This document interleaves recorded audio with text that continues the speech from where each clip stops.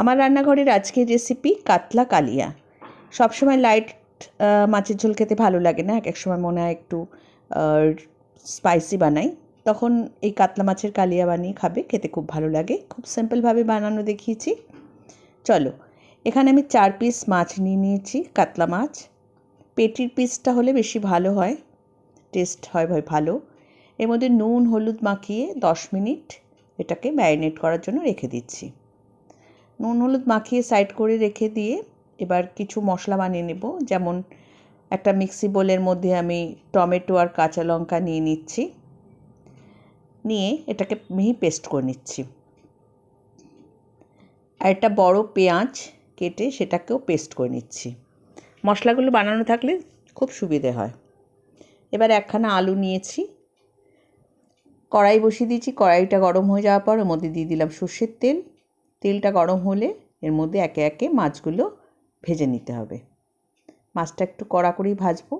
গ্যাসের ফ্লেমটা একটু মিডিয়াম করে দিয়েছি, দিয়ে মাছটা ভেজে নেব। বেশি হাই থাকলে মাছটা পুড়ে যেতে পারে, তো মিডিয়াম করে দিয়েছি। দিয়ে এবার মাছটা ভেজে নিচ্ছি।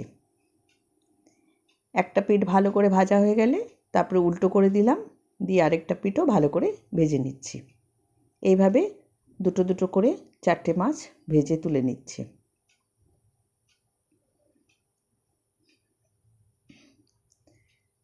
মাছগুলো ভাজা হয়ে গেছে। ওই তেলের মধ্যেই আমি আলু দিয়ে দেবো। আলুগুলো একটু ভেজে নেব। আলু কিন্তু ভেজেই রান্না করবে, নাহলে আলুর মধ্যে একটা গন্ধ থাকে। তো আলুটাকে ভেজে নিলাম, ভেজে তুলে নিচ্ছি। খুব বেশি লাল করছি না, সামান্য 2 মিনিট নেড়ে নিয়েছি। এবার ওই তেলের মধ্যে দিয়ে দিচ্ছি, আর একটু তেল দিয়ে দিলাম, তেলটা একটু কম হয়ে গেছিলো। 2টো তেজপাতা, একটা দারচিনি, 2টো এলাচ আর একটু গোটা জিরে দিয়ে দিলাম। ফোড়নটা একটু ভাজা হয়ে গেলে এবার এর মধ্যে দিয়ে দিচ্ছি পেঁয়াজ বাটা। পেঁয়াজ বাটাটা দিয়ে পেঁয়াজ বাটাটাকে খুব ভালো করে কষাতে হবে। পেঁয়াজ যত ভালো করে ভাজা হবে তত রান্নাটা টেস্ট হবে। পেঁয়াজটা খুব ভালো করে ভাজতে হবে, যদি হাই ফ্লেম থাকে মিডিয়াম করে নেবে। এর মধ্যে দিয়ে দিলাম 1 টিস্পুন আদা রসুন পেস্ট। এটাও পেঁয়াজের সঙ্গে খুব ভালো করে কষিয়ে নিচ্ছি। কাঁচা ভাবটা যেন বেরিয়ে যায়, কাঁচা গন্ধটা যেন না লাগে, সেই জন্য ভালো করে কষাতে হবে।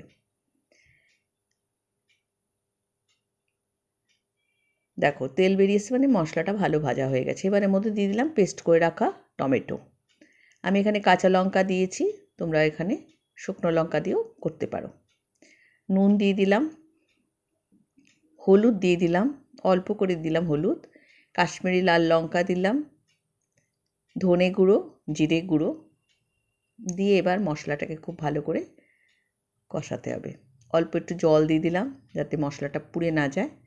দিয়ে এবার এই মশলাটাকে খুব ভালো করে কষিয়ে একদম তেলটা যাতে বার হয়ে যায়, মশলা থেকে আলাদা হয়ে যাবে, যখন দেখবে তখনই বুঝবে মশলাটা কষানো হয়ে গেছে। দেখো মশলাটা কত কমে এসছে, কষানো হয়ে গেছে। এবার দিয়ে দিলাম আলু। আলুটা দিয়ে মশলার সাথে ভালো করে আরও কষাতে হবে। একটু শুকনো হয়ে গেছিলো বলে অল্প একটু জল দিয়ে দিলাম, দিয়ে আর একটু কষিয়ে নিচ্ছি। মশলা যত কষানো হবে তত রান্নার টেস্ট ভালো হবে। এবার এর মধ্যে পরিমাণ মতো জল দেব, কারণ এটা মাখা মাখা হবে না, সামান্য একটু ঝোল থাকবে, সেই জন্য আলু সেদ্ধ হবে আর ঝোল হবে সেই বুঝে এখানে জলটা দিতে হবে। ঝোল ফুটে উঠেছে, এবার চেক করে নেব যে আলুটা সেদ্ধ হয়েছে কিনা। আলুটা সেদ্ধ হয়ে গেছে। এবার এর মধ্যে দিয়ে দেব মাছ। মাছটা দিয়ে 2 মিনিট ফুটিয়ে ওপর দিয়ে একটু ধনে পাতা ছড়িয়ে দেব, দিয়েই তৈরি হয়ে গেল মাছের কালিয়া।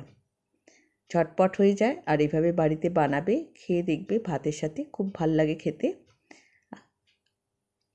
এবার ধনে পাতাটা দিয়ে দিলাম, দিয়ে একটু ঢাকা দিয়ে 5 মিনিট রেখে তারপর নামিয়ে নিচ্ছি। আমার ভিডিওগুলো ভালো লাগলে অতি অবশ্যই লাইক শেয়ার সাবস্ক্রাইব করতে ভুলো না।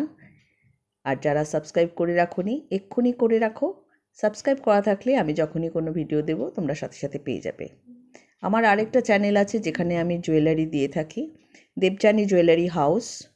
ওটা তোমরা সাবস্ক্রাইব করে রাখো, ভিডিও দিলেই তোমরা ওখানে জুয়েলারি দেখতে পাবে।